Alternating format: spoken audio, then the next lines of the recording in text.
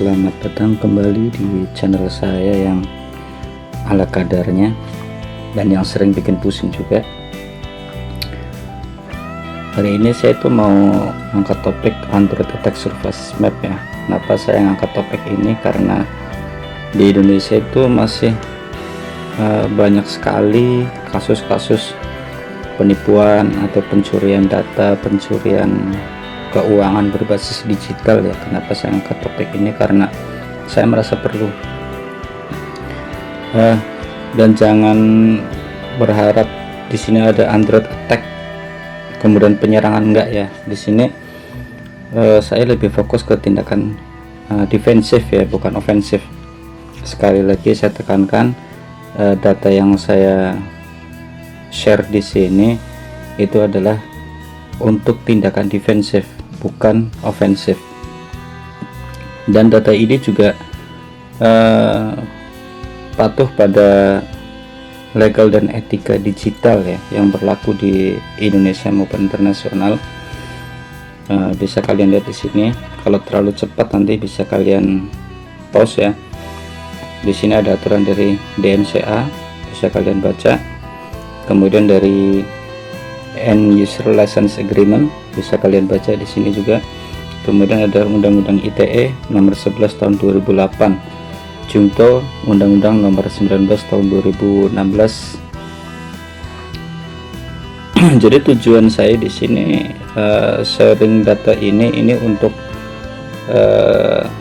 keamanan ya, keamanan data pribadi kita, keamanan device kita, agar nggak gampang dicuri, nggak gampang diserang. Nah, di sini saya mengelompokkan beberapa jenis serangan ya. Total semua ada 14 lapisan, ini yang saya catat. Kemudian ada 30 celah keamanan yang sudah dikonfirmasi dan masih ada beberapa yang aktif. Di sini saya masukkan ITW ya, artinya in the wild. Maksudnya apa? Maksudnya masih aktif terjadi di lapangan. Kemudian ada 40 perlindungan dan ada 5 tipe penyerang. Dan setiap lapisan itu saya bagi jadi beberapa kelompok. Jarak jauh ada 11 lapisan, akses langsung ada 9 lapisan, fisik ada 4, jaringan ada 1 lapisan, kemudian penipuan atau APP ya ada 4 lapisan, kemudian cloud atau SIM ini juga nggak lepas dari tindak penyerangan, juga terdiri dari 2 lapisan. Dan tenang aja, nggak semua saya bahas kok, ini hanya beberapa saja yang poin-poin utama dan paling krusial yang paling sering terjadi di kalangan masyarakat luas. Nah, dan di sini serangan itu sebenarnya terbagi secara mendasar, secara fundamental itu serangan jarak jauh dan akses langsung atau fisik. Kemudian nanti serangan jarak jauh dan akses langsung ini terbagi dari beberapa bagian tersebut. Nah, serangan jarak jauh itu terdiri dari karakteristiknya ya, ada 0 click, 1 click, 0 day, end day. Bisa kalian pause, kalian baca karena nggak akan saya bahas secara keseluruhan di sini ya. Kemudian akses langsung ya atau fisik ya, terdiri dari local attack dan physical attack. Bisa kalian baca, nanti kita bahas di bawah ya, di bagian bawah. Kemudian siapa penyerangnya, di sini ada script kiddie, terus cyber criminal, EPT atau nation state ya. Kemudian ada insider threat dan security researcher. Ini biasanya untuk akademis, analisis atau auditor ya. Ini di kelompok di sini. Jadi mereka itu memang etikal ya, jadi nggak sifatnya tidak merusak, tapi untuk mencari celah yang harus ditambal yang bagian mana. Oke. Kemudian rantai serangan ini bisa kalian baca. Saya akan fokusnya ke sini aja. Setiap tahap chain harus berhasil. Gagal di satu tahap itu sama aja dengan seluruh chain itu gagal. Nah, defense in depth ya. patch library parsing, isolasi proses, KASLR kernel, DM Verity. Ini harus kuat semua. Chain jauh lebih sulit untuk diselesaikan. Maksudnya apa? Patch library parsing itu maksudnya gini, data library yang terpecah itu harus dipatch untuk menambal bug ya di sini. Jadi setiap celah di library yang sudah dipecah-pecah itu harus ditambal. Kemudian ada isolasi proses. Isolasi proses itu maksudnya apa? Setiap aplikasi itu berdiri sendiri, tidak boleh saling terhubung secara bebas. Jadi misalkan gini, kita kan lihat tuh, misalkan kayak mau scan kris ya, scan kris dia minta akses kamera. Nah itu maksudnya dia prosesnya sudah tercampur dengan aplikasi lain. Dan untuk keamanan lebih tinggi, yang lebih ketat itu isolasi proses. Kemudian ada KASLR kernel. Maksudnya apa? Nah, saya masukkan di sini. KASLR itu singkatan dari kernel address space layout randomization. Ini teknik keamanan. Jadi kalau HP nyala, si kernel itu langsung acak posisi program-program inti di dalam memori. Tujuannya apa? Biar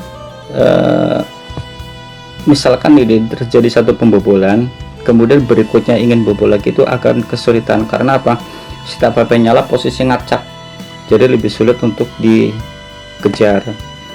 Kemudian di sini di DM Verity ya, ini sudah kita bahas kemarin pas kita ngebahas root, alur diagram root ya. Ini sudah kita bahas. Oke, berikutnya saya akan cepat saja di sini karena nggak akan saya bahas semua. Ini yang paling umum saja, yang paling umum terjadi di kalangan masyarakat luas. Hardware baseband ini jarang terjadi. Ini terjadi di kalangan tertentu ya, secara spesifik. Misalkan HP root itu di sini. Nah ini tenang aja, nanti saya kasih, misalkan yang ingin mempelajari lebih dalam ya tentang kolom-kolom yang lain, layer yang lain, nanti saya bagikan di kolom deskripsinya, nanti saya kasih linknya. Kemudian nah ini yang sering terjadi di kalangan masyarakat. Penyerangan itu terjadi di mana? Web view, tab checking, terus kemudian internet hijacking, kemudian permissive abuse. Yang dimaksud tab checking itu apa sih? Tab checking itu mudahnya gimana ya? Tab checking itu jadi gini, sederhananya gini, penyerang itu nempetin lapisan di atas tombol atau dialog izin yang sensitif. Jadi misalkan gini, aplikasi game misalnya, aplikasi game ya, itu penyerang kasih layar atau kasih lapisan di atas aplikasi tersebut.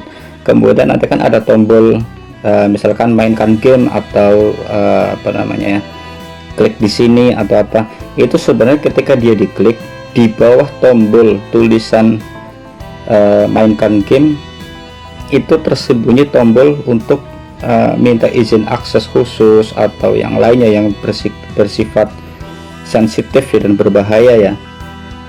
Itu tab checking. Kemudian ada intent hijacking. Intent hijacking itu intercept implicit intent ya, curi data atau trigger aksi tidak sah. Mirip-mirip kayak tab checking, tapi gini, kalau hijacking, intent hijacking itu cara kerjanya itu aplikasi berbahaya mendaftarkan diri dengan filter intent yang sama atau lebih spesifik daripada aplikasi yang sah. Contoh gini, misal aplikasi game dia bisa bisa menghubungkan dirinya ke misal ke kamera atau kemana, itu intent hijacking. Jadi dia sifatnya mengintercept izin ya, jadi dia akan merebut izin dari aplikasi yang sah. Nah, tanda yang terjadi apa? Tanda yang terjadi itu aplikasi ini minta izin berlebihan, Ini aneh kan, misalkan gini, aplikasi game ngapain minta kamera, ngapain minta kontak, minta macam-macam, itu kan aneh ya. Kemudian APK membuka diri sendiri untuk atau muncul tiba-tiba tanpa tap icon, jadi otomatis nongol sendiri. Kemudian notifikasi dari app yang tidak pernah diinstal, iklan muncul di luar aplikasi. Ini banyak nih korbannya kayak gini, ini banyak. Ini tanda adware ya, jadi iklan yang dia berbahaya. Jadi tahu-tahu aja dia muncul iklan, gak bisa dibuang, mau nggak mau kita tap, nah kita kena. Kemudian browser kebuka sendiri ke halaman yang tidak diminta, ini intercept. Kemudian mitigasinya apa? Cek pengaturan, lihat di pengaturan tuh ada aplikasi ya, terus lihat semua app yang terinstall. Kalau ada aplikasi yang mencurigakan yang nggak dikenal, cepat-cepat di uninstall. Kemudian hanya install app dari Google Play Store. Ini banyak nih aplikasi-aplikasi, tapi gini ya, nggak semua aplikasi dari luar Play Store itu salah atau berbahaya, nggak semua. Cuma aplikasi dari luar Play Store itu otomatis kan dia signaturenya kan nggak terdaftar ya di Play Store, jadi kita nggak pernah tahu. Jadi kalau pengen aman, ambillah dari Play Store. Kalaupun terpaksa harus ambil dari luar Play Store, carilah di tempat yang statusnya resmi ya, atau banyak yang ngawasin, atau kode sumbernya kelihatan, itu bisa kita pertimbangkan. Kemudian aktifkan Google Play Protect ya, Play Store profil Play Protect scan device. Ini untuk ini kalau bisa sering mungkin tuh. Kemudian ada jaringan dan komunikasi, ini juga sering terjadi di masyarakat. Targetnya apa? Tekniknya itu ada Blueborn ya, kemudian ada IMSI Catcher atau Stingray. Ini pernah ada kejadian gini, ada SMS masuk ya, ada SMS masuk, minta buka link, dan SMS itu ngaku-ngaku sebagai operator dan mirip persis seperti operator atau SMS dari bank ya, itu mirip sekali, dan banyak yang terkecoh karena memang sangat mirip sekali. Itu IMSI Catcher atau Stingray. Kemudian ada MITM, Man in the Middle ya, di WiFi public. Ini intercept modifikasi traffic. Jadi misalkan gini, kita buka situs misalkan situs.com, kita mau ngebuka situs.com, dah jalur traffic data kita itu nanti dicegat sama penyerang. Tujuannya apa? Banyak banget, dari mulai mencuri data kita, atau membelokkan server kita. Jadi misalkan situs.com yang kebuka malah yang lainnya, yang lain.com misal, itu MITM, Man in the Middle. Kemudian DNS spoofing ya, redirect domain ke server yang berbahaya. Kemudian ini dari jaringan ya. Kemudian dari NFC, ada NFC relay attack, kemudian Android Beam, kemudian contactless skimming. Ini semuanya NFC semua, jadi kalau lagi nggak dipakai, mending NFC dimatikan. Kemudian ada 5G specific attack surface ya, ada 5G NR protocol exploit, 5G to 4G downgrade, ini ke IMSI Catcher yang tadi dibahas. Kemudian ada network slicing attack, relevan untuk enterprise 5G deployment and private network. Tanda-tandanya seperti apa? Tandanya seperti ini ya, terhubung otomatis ke WiFi asing, terus kemudian koneksi internet tiba-tiba lambat karena diintercept sama MITM tadi. Kemudian browser memberi peringatan sertifikat. Ini bukan peringatan biasa ya, jadi misalnya gini, kalian biasa ngebuka situs.com, aman-aman aja, nggak ada masalah, tetap kebuka. Kemudian tiba-tiba ketika ngebuka situs.com muncul koneksi tidak aman atau sertifikat tidak valid. Ini lebih baik jangan diteruskan, mending cepat-cepat keluar, data dimatikan. Kemudian kuota internet habis jauh lebih cepat, boros ya, kuota boros. Kemudian Bluetooth tahu-tahu connect ke perangkat asing yang nggak pernah kita kenal dan nggak pernah kita konekkan, tahu-tahu ada di situ. Nah, kemungkinan ini jangan dibuka Bluetooth, jangan diaktifin. Kemudian yang harus dilakukan, jangan gunakan WiFi public. Jangan latah kalau lihat WiFi yang tidak terkunci ya, kelihatannya WiFi public. Jangan latah langsung dikonekin karena mungkin berbahaya. Atau juga bisa jadi gini, kan ada tuh di cafe, bandara, mall atau tempat-tempat umum ya, ada WiFi yang tidak terproteksi ya. Memang sebenarnya itu untuk umum, tapi kan gini, serangan WiFi itu misalkan gini, di situ ada 100 orang, kita nggak pernah tahu di antara 100 orang itu apakah ada penyerang atau tidak yang sama-sama pakai WiFi tersebut. Jadi kalau misalkan kita masuk ke WiFi tersebut, kita pakai, kita bisa kena karena ada satu penyerang di situ ternyata. Kemudian matikan Bluetooth dan WiFi ya ketika nggak dipakai. Ini menghilangkan jalur serangan blueborn. Kemudian jika browser memberi peringatan sertifikat, jangan lanjut. CVE yang tercatat, serangan yang tercatat ya di CVE ini dari tahun 2021, 2020 dan 2017. Ini maksudnya apa? Maksudnya gini, tahun 2021 ini tahun pencatatan ya. Kemudian 0326 ini yang belakang ini nomor urut pencatatan. Dan ini severity itu maksudnya apa ya? Tingkat kerusakan. Mungkin bisa disebut tingkat kerusakan ya. Tingkat kerusakannya itu kalau di sini tuh kritikal. Terus impactnya ke RCA ya, tanpa interaksi user via paket Bluetooth. RCA itu apa? Bisa dibaca di sini. Kemampuan menyerang untuk menjalankan program atau perintah apapun di HP korban dari jarak jauh. Itu RCA. Langkah defensifnya apa? TLS atau HTTPS wajib sertifikat pinning di aplikasi sensitif. Itu yang kayak pas saya ngebahas DNS ya. Pas saya ngebahas DNS, nah saya sedikit menyinggung di sini. Kemudian jangan pakai Bluetooth ya, jangan pakai Bluetooth, WiFi atau NFC ya. Kalau nggak dipakai matiin aja.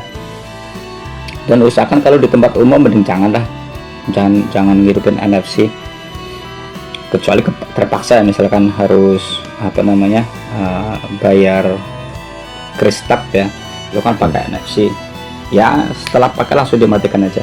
Kemudian ada pakai VPN terpercaya, bukan VPN yang abal-abal ya, tapi VPN yang benar-benar terpercaya. Sekalipun ini enggak saya bilang 100% aman, tapi paling tidak kita antisipasi lah.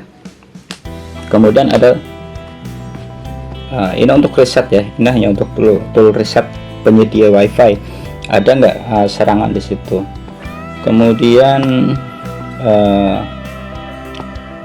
serangan fisik ya, serangan fisik itu ada cold boot, chip off, JTAG, heavy limit. Tapi ini saya nggak fokus ke sini ya, karena apa? Untuk 4 kategori ini itu membutuhkan tempat dan waktu yang sangat spesifik sekali. Jadi kemungkinan penyerangan ke masyarakat umum itu kayaknya mungkin enggak karena apa? Memang benar-benar butuh tempat dan waktu yang sangat spesifik banget. Jadi kita akan fokus ke USB atau juice checking. Ini saya kasih tanda ITW, namanya in the wild ya, artinya kasus banyak banget terjadi di sini. Juice checking colokan USB public ya. Kemudian ada human interface device attack. Kemudian mitigasinya juice checking itu pakai USB data blocker ya, atau USB kondom, atau pakai charger sendiri, atau pakai power bank.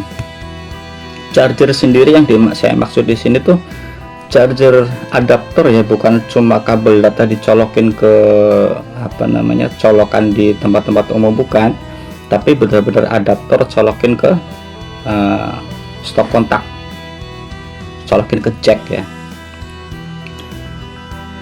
Juice checking itu gini, USB kan bukan cuma buat nyalurin arus ya, tapi juga dia bisa transfer data. Nah, ini yang dimanfaatkan oleh penyerang. Jadi jangan, misalkan di tempat umum tuh ada kabel data nganggur udah dicolokin, terus tulisannya di situ memang gratis untuk umum, asal kita latah colokin. Jangan kayak gitu. Karena apa? Pencurian data pakai juice-jacking itu dalam hitungan detik kita bisa kena semua, data-data kita bisa kena semua. Kemudian tanda dini ya, untuk bekas dibuka casing sama stiker segel itu untuk kasus yang 4 ini. Dan ini spesifik ya, biasanya targetnya juga spesifik, dan tempat sama waktunya juga sangat spesifik sekali. Nah, untuk HP reset atau berperilaku aneh ini biasanya juice jacking sama human interface device. Layar nyala sendiri, ini juga juice jacking ya. Kemudian yang harus dilakukan apa? Jangan pernah colok HP ke port USB di pabrik, bandara, kafe atau mall. Terus kalau terpaksa di servis di luar ya dicek kembali lah, itu intinya gitu. Kemudian aktifkan pin atau sidik jari, ini biasanya untuk chip off. Chip off itu sensitif banget sama pin atau sidik jari yang untuk enkripsi ya. Kemudian untuk penipuan dan rantai pasok ya, phishing atau app palsu. Di sini serangannya terjadi ada beberapa, ada malware, terus kemudian malicious SDK, app store poisoning, kemudian phishing dan phishing. Saya akan fokus ke malware sama phishing dan phishing.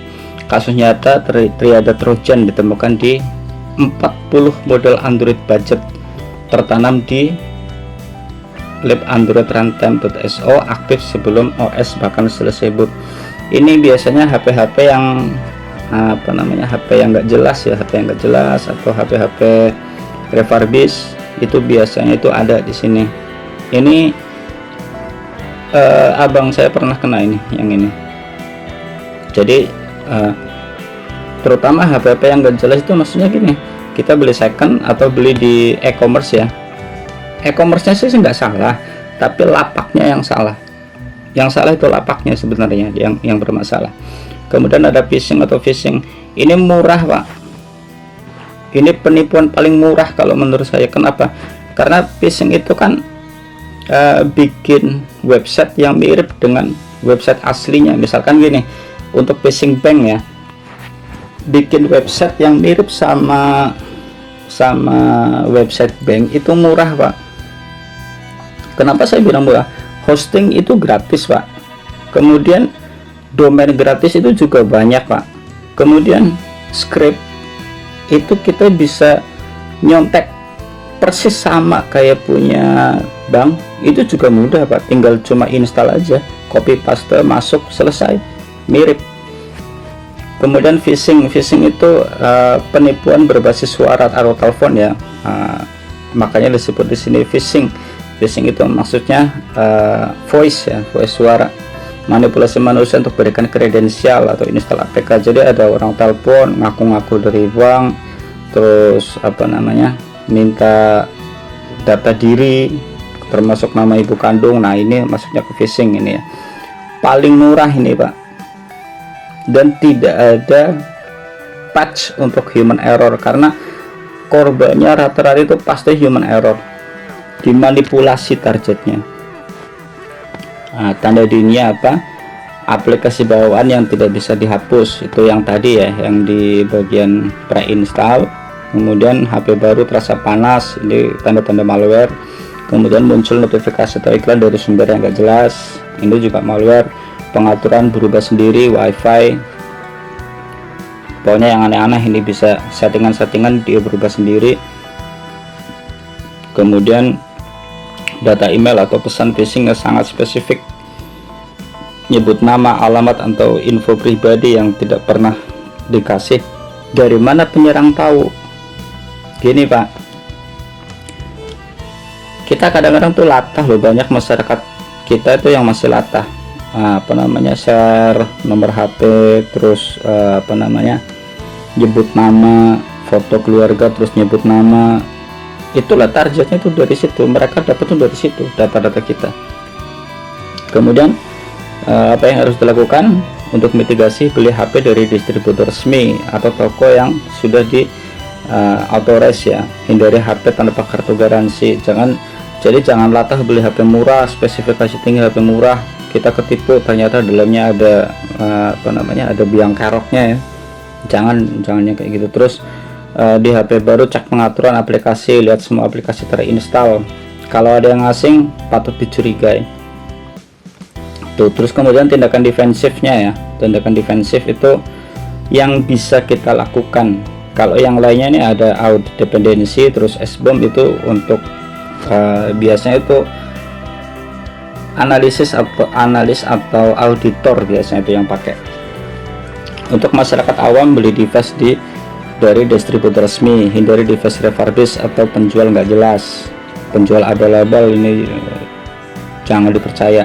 Kemudian security awareness training, edukasi rutin, banyak baca, banyak cari informasi itu untuk phishing. Dan hati-hati ketika membuka situs bank atau situs apapun lah. Nggak mungkin yang namanya situs milik pemerintah atau situs resmi itu domainnya itu aneh, itu nggak mungkin. Kebanyakan pasti kalau misalkan untuk komersial.com, kalau untuk organisasi.org, terus kemudian untuk militer itu pakai domain .mil. Jadi kok aneh kalau misalkan kok ada kita diarahkan untuk membuka situs bank, tahu-tahu misalkan bank .cz misalkan, nggak mungkin. Itu domain murah, domain gratis, nggak mungkin bank itu pakai domain gratisan, nggak mungkin. Kemudian di sini ADB attack surface ya, ini juga sering Pak. Jadi ADB itu bukan cuma bisa connect lewat kabel, tapi dia juga bisa connect lewat wifi. Dan celakanya gini, ketika kita IP-nya terbuka, IP-nya ketahuan, cukup ketik ADB connect IP, kemudian portnya dimasukin 55, langsung tersambung. Ketika disambung, terus penyerang itu ngetik ADB shell damsis, keangkat semua Pak, data-data kita ketahuan semua. Itu ADB surface. Kemudian tandanya apa? USB debugging aktif, padahal nggak pernah aktifin dia, tapi diaktif sendiri. Biasanya itu sudah ada malware di dalamnya. Kemudian muncul pop. Nah, ini yang harus diperhatikan. Muncul pop-up izinkan USB debugging dari PC ini pasti biasanya muncul nih kalau pertama kali connect, langsung tolak. Kita nggak pernah connect ke PC tapi muncul kayak gini, tolak aja, jangan dikasih. Kemudian layar nyala sendiri ya, atau ketikan atau tab yang nggak jelas ya, nggak diapa-apain ya, tidak kamu lakukan setelah dimengerti sesuatu, tidak tahu nyala sendiri ini. Kemudian app terpasang sendiri yang tidak dapat kamu install. Kok bisa Pak, karena gini, ada perintah di ADB itu ADB install nama aplikasi, otomatis dia langsung install sendiri ke HP kita. Kemudian mitigasinya apa? Matikan USB debugging. Terus jangan pernah hubungan HP ke komputer yang nggak kita percaya, di warnet atau bengkel HP atau siapapun lah yang kita nggak kenal, bukan tempat yang kita percaya, jangan pernah konekin. Kemudian defensifnya matikan USB debugging. Ini pernah saya bahas saya singgung di video saya kalau nggak salah yang setting firewall, kalau nggak salah ini pernah saya bahas. Jadi jangan diaktifkan ya USB debugging. Terus ADB via wifi itu jangan. Terus firewall ini dihidupin ya. Terus SIM swapping. Nah, SIM swapping di sini, SIM swapping atau cloning. SIM cloning itu dulu pernah kejadian di era-era tahun 90 sampai 2000 awal kalau tidak salah, koreksi kalau saya salah. Itu pernah ada kejadian ya. Cuma perbedaannya gini, SIM cloning dengan SIM swap itu sebenarnya sama, cuma kalau zaman dulu tingkat kerusakan yang ditimbulkan itu nggak separah yang sekarang. Kalau dulu kan belum ada m-banking, kalau sekarang beda. Kalau dulu kan belum ada banking, jadi yang dicuri itu paling cuma data, terus data aja enggak. Karena apa, dulu kan kita daftar SIM card nggak perlu registrasi pakai nomor KTP. Kalau sekarang kan harus pakai nomor KTP. Maka dulu pencurian cloning SIM itu yang dicuri paling cuma pulsa. Jadi tagihan telepon bengkak, terus kemudian tiba-tiba ada SMS yang masuk nggak jelas, atau SMS itu disadap sama orang. Jadi data diri kita dulu itu cenderung lebih aman daripada yang sekarang. Tapi kalau sekarang SIM swap, kita tahu lah, ketika kita tuh registrasi nomor HP, registrasi SIM card, kita kan harus daftar pakai nomor KTP. Jadi kalau SIM kita keambil sama orang, otomatis data kita keambil semua, Pak, habis kita. Oke. Nah, ini SIM swap via customer service. Data yang dibutuhkan nama, NIK, tanggal lahir, nomor HP, semua bisa didapat dari media sosial atau data breach. Ingat kasus yang kemarin itu yang kebobolan, data kebobolan itu. Nah, di sini data breach. Begitu swap berhasil, semua SMS OTP masuk ke penyerang. Terus jangan latah kasih data diri di media sosial, jangan dipajang di media sosial. Jadi kalau misalkan ngedaftar medsos itu, kalau bisa sih jangan pakai data asli ya, jangan pakai tanggal lahir asli, jangan pakai data asli, jangan lah, karena itu bisa ketahuan semua. Kemudian dampak SIM swap ya, reset password email, akun bank, crypto exchange, semua akun yang pakai SMS 2FA itu kena semua di sini. Kasus nyata, hacker curi 45 juta dolar kripto hanya dengan SIM swap beberapa target. Prosesnya cepat, Pak, 1-2 jam, bahkan malah kadang-kadang nggak sampai. Kemudian SS7 protocol attack ya, eksploitasi kelemahan fundamental jaringan telekomunikasi global. Ini sebenarnya teknologi tahun 1975 ya, tapi sampai sekarang itu masih dipakai. Sekalipun firewall sudah banyak yang negara-negara yang mengaktifkan firewall ya untuk protokol SS7, tapi pada kenyataannya masih banyak juga yang kebobolan ini.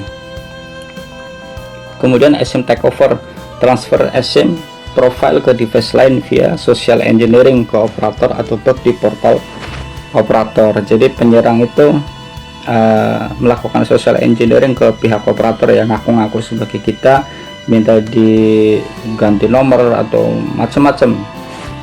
Itu ini ya.